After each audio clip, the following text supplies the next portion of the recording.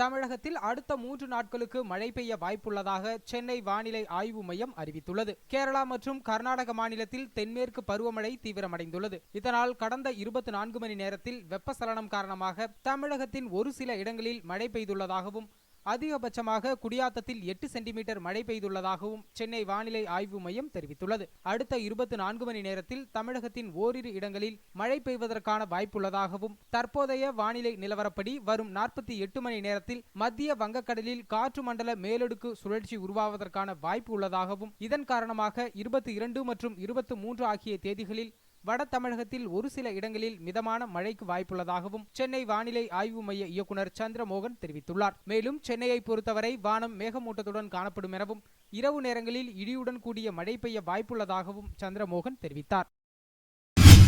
தென்மேற்கு பருவமழை கேரளா மற்றும் கர்நாடகத்தில் தீவிரமடைந்துள்ளது.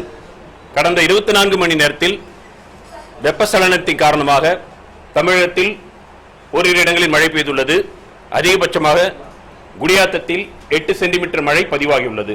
வரும் 24 மணி நேரத்தை பொறுத்தவரையில் தமிழகத்தில் ஓரிரு இடங்களில் மழை பெய்வதற்கான வாய்ப்புள்ளது.